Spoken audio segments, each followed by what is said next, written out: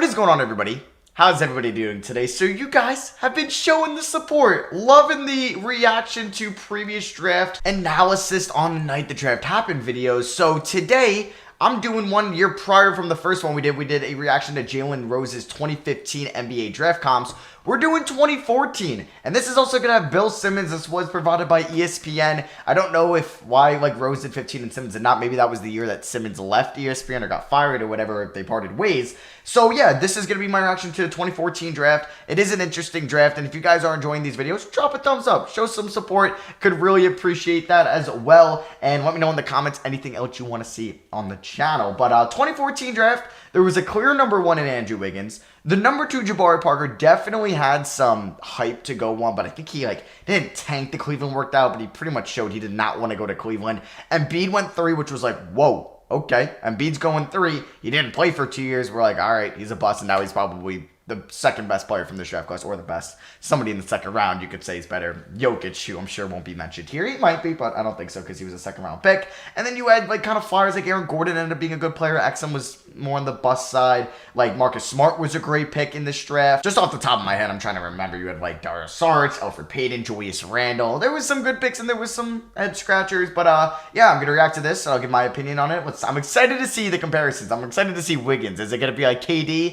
Is it going to be LeBron? I don't know, because he had some high praise coming out of Kansas. He was probably the most hyped prospect before, take away Zion. So from 2013 to 2018, he was by far the most hyped prospect. After Anthony Davis, he was like, okay, this is the next great NBA player. Did it work out?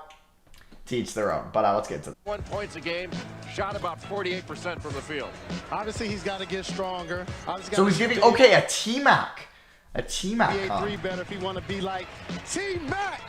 Drive it to the basket, finishing over guys, and improve his handle. But I think it's a terrific number 1 overall selection. And I think the best comparison actually is young T-Mac, the Toronto T-Mac, who kind of came of age with Vince Carter and was the Pippen to Vince's Jordan. Then went to Orlando, got in a situation where he had to score 30 points a game. But I never felt like T-Mac was that kind of player. I always thought the defense and the other stuff that he did was what made him special. Okay, so yeah, I could see the athleticism was mainly a reason why you would have him that high. I also kind of want to see Jay Billis's top rankings here. Noah Vonleh was number 3. Oh man, I wonder who was number 2 in this ranking? Can I see who it was? Okay, so when Embiid, so he was higher Embiid, shout out to him. Parker at 2, and then he had Vonleh at 3. Oh, what, Charlotte take him at 8 or 9? Damn, Randall went 7. He broke his ankle or leg, remember, in his first game.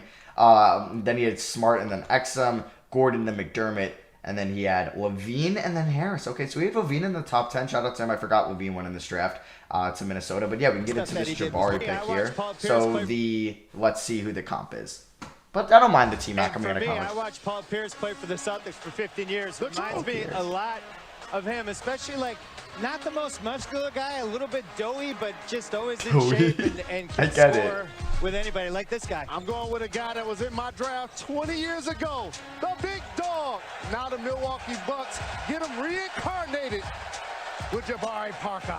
I think I like yours more than mine. I like the big dog call out. Reese, can I just say that was one of the best moments in the history of the Milwaukee Bucks, getting Parker falling to 2? There have been a lot of happy memories the last 12 years. Can I just say I was hanging out with Big Dog in Gary, Indiana, when I should have been in Chicago working out, and I was watching guys that I was better than it. He's still bitter. Drafted in front. Obviously, it did not work out for Milwaukee as... Actually, Jabari Parker wasn't bad in his first couple of years. I actually do want to pull up his numbers because he did tear his ACL twice, but he actually had a good start, right? In his rookie year, he wasn't much of a three-point shooter, but he was pretty efficient, only played in 25 games. But, yeah, wait, did he tear his ACL his rookie year? He did, right? And then he tore it in this year? Or no, I don't remember exactly what years I don't think it was his rookie year, but I don't remember too much. His year 3 was hella promising. It might have been this year. He shot 36% from downtown, 49 from the field, 20 and 6. That's pretty good. Obviously, his defense still wasn't there yet. And then he tore his ACL twice, and then ended up getting went to Chicago, was in the Bobby Portis trade, or went to Washington, or vice versa. Yeah, vice versa. And then he's been bouncing around since. He's still in the NBA. He's still only 24 years old. He's still incredibly young. But yeah, man, you're looking at his 2017. And you're like, damn, this guy could be pretty freaking good. Was his 2017 his best year? Yeah, they both had great 2017s. And then Wiggins kind of regressed a little bit after that. Damn, okay. So let's see who the Embiid comparison is. Let's see. The game. The kid can play. So I watched him work out about 7 weeks Serge ago. Serge Ibaka. 7'1" Serge Ibaka. You can get it like a good player in the pick and roll at Kansas he was, and that's kind of what Serge was. Great shot blocker. Phenomenal. Similar shooters. I would say Ibaka... I mean, Ibaka kind of developed the shot over time. Similar shooters, I would say. Similar inside. Not a bad comparison. Obviously, Embiid was a way more dominant offensive player inside the paint. And probably a way better ball handler and somebody with the ball in his hands than Ibaka ever was. But it's not a terrible comp whatsoever. I like it. The way he moved, I think he's going to be able to have a little 18-footer. Yeah, and he's a shooter. I don't think he's a great shooter, but he can at least spread the floor just a little bit. If I had to rank these comps so far, I'd probably put this one number 1. Probably I like the Parker Pierce, but I don't know who I like the Parker Glenn Robinson, and then you have the Wiggins McGrady. I probably have the Wiggins and McGrady too. I like just the pure comps, and then I would probably have Parker Glenn Robinson and then Parker Pierce. But none crazy bad. Obviously, these players were phenomenal. Like Wiggins coming out of Kansas, phenomenal player at Kansas. Parker at Duke, phenomenal player. Embiid at Kansas, phenomenal player. They just, some of them didn't pan out. He's such a good athlete. He just looks like he's built to for play injuries and other reasons. reasons. You disagree a little bit. I like Tim Duncan. They're both the same size. Tim 7 foot, Duncan. 250 pounds. He plays with his back to the basket. But I know one thing. Okay. Luckily for him, he's in L.A., not here at the draft, because he was not enthusiastic at all about being drafted. And this should be the happiest day of his career. But, okay, Tim Duncan. All right, like, in the post, like, obviously, like, Tim Duncan's in the elite of elite post players, but, I mean, Embiid is one of the more dominant offensive centers we have seen in the 21st century. Like, you have your Dwight Howard, you have your Shaquille O'Neal, your Alonzo Mourning. Depends what position you count Dwight Howard is at. And then what other guys, I don't know if you count Amari Stoudemire as your 4 or 5. But true 5s that, like, never were in contention for a power forward. You have Shaq. I'm not counting Duncan in there. Like, Alonzo Mourning. You have Embiid. And you have, I don't see, like, Anthony Davis, 4 or 5. So he's up there in one of the more dominant centers of this century. And I'm sure I'm missing someone. To one of my former teammates, the Matrix, Sean Marion. Who is this, Aaron Not Gordon? a polished shooter, can defend multiple positions on the floor, plays within the team system, can finish in transition. I really like Aaron Gordon, what he brings to the table. Yeah, so I would say, sorry, actually, I'll talk about it at the end. I'm sorry. You know, there's a little Kawhi Leonard here, too, because people are worried about Aaron Gordon because he can't shoot. Well, that's what they said about Kawhi Leonard coming out of college. He just won the Finals MVP. I love the Sean Marion thing. I love Gordon. This is weird, but Gordon reminds me of Westbrook 6 years ago. Such a good athlete. Westbrook? I'm not sure what position he is. I think he's just going to figure it out. Okay, so for, wow, there was no comps for Exum and Smart, but for the, what was the first one? Sean Marion, I could get behind that. Marion was definitely a better defender, and same with Kawhi Leonard, but a guy who's not a great shooter, but can shoot, not like elite from outside, but a good shooter, good defender, can guard 3s and 4s at a great level. I like the Marion way more than the Kawhi one, because the Kawhi is way more of an efficient player than Aaron Gordon and a way better ball handler. But, dude, I feel like Aaron Gordon was somebody from this class that his potential was never fully maximized. Like, you put that man in a Draymond Green role, I think he would be a stud. Like, I'm not saying he needs to be, like, I think you surround him, like, 2 players, like, that are really good. Like, I would have loved to see him in Golden State. I would have loved to see him there instead of, like, a Kelly Oubre or Wiggins. But, I don't know. I just really like to see Aaron Gordon in a new system, because I feel like Steve Clifford, and, like, he's a good coach, and Frank Vogel, his coaches so far, they just really never fully maximized his potential as a good passer, a ball handler, defender, and shooter for somebody with his size at the power forward position. So there's none for Exum and Smart. Interesting. Julius Randle, who we got here? Yeah, but Jay, I don't think they wanted him to shoot jump shots. I like his he can't make them. Well, no, I kind of like his stroke, though. Not I as good feel of a like Calipari's shooter. will not take him, but I don't know. Julius? this is, Jalen thinks he looks like Zebo. Absolutely. Not going to jump over you, but at the same time, Eric he has a Coleman, soft touch I around can the get rim. behind How that. about a little Detroit's own Derek Coleman? The Colonel, I don't know if I like DC, either of turning these. over both shoulders, putting in work. Can we get some... Do they do spin moves a lot? Because I'm if it's Julius Randle. Jay, I'm going to bet you a steak dinner that Julius Randle will start making 18-footers next year. No, I think he'll work on it because he needs to. He can shoot, but oh boy, not at a good level. Steak and shake, but it'll still be a Okay, steak. yeah, you're on. I'll do that. Nik Stauskas, what shooter we got? You know, it's obviously like a Work on his shooter. defense, but offensively, he's big time. I'm going old school. Petrovic, very good praise there.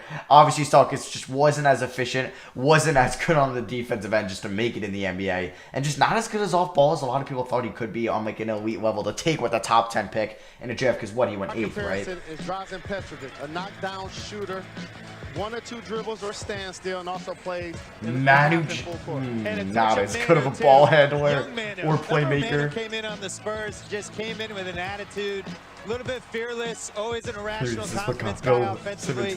And I like this pick for them. I actually support this one. Noah Vonleh, another former Knick. Well, oh my god, it makes me so sad seeing Kobe tweet. Ugh. On this a little bit. LaMarcus Aldridge. Yeah, we talked about LaMarcus Aldridge just because he could shoot the 18-footer, although Jalen didn't like that. He always was seemed to double Vonleh that clutch big of a before he shooter? took it. Yeah, a lot of those. I don't remember, to you be know, honest. Vonleh's pump faking before he shoot the ball. In the league, you got to get that thing and thump it real quick. But I like to compare him to Horace Grant, as I mentioned. I think he's going to be more of a mid-range shooter that can make threes than the other way around. And you know, the other thing... Vonleh for the... I mean, like, I watched a lot of him on the Knicks, and I actually liked his high energy. He actually played hard. He's a good, solid rebounder, a decent inside defender. I mean, his outside shooting isn't pretty, but he could knock one down here and there. Him and Interesting comps, very interesting. like So I'm sure we'll get one more with the time left on this. Plays a little bit away from the basket, and Jefferson... Oh my god, look at that 2014 lineup for the Sixers MCW. Is that Justin Anderson? I think so. Jason Thompson, Nick Young, and Nerlens Noel. I don't know if that's actually those guys, but... Or no, Thad Young, probably Thad This guy Young. loves being down low. I think they can play together. And a physical presence and a toughness with those 2 big fellas. Elfrid Payton, another former Knick. An athlete and Or can current really get to the rim, but shoots only 26% on. Gary Payton, lazy comp. It's because of the last name. No, I'm just messing. Let's see what he's got to I say. gotta say, I didn't watch a lot of Louisiana Lafayette this year, but on YouTube, reminded me of Young GP, which is funny because they have the last name, Jalen. And the thing I loved about Gary Payton is he made himself into a player. And he intimidated you on the defensive end. He turned that into offense and became a Hall of Famer. And GP, questions about him going when he went into the NBA, his outside shot, and everyone knew he was super competitive, great defender. So very similar. All right, so there's none of these comps. But for Gary Payton, for Elfrid Payton, solid defender. Nowhere near Gary Payton, never developed that when a lot of people thought he could have out of UL Lafayette.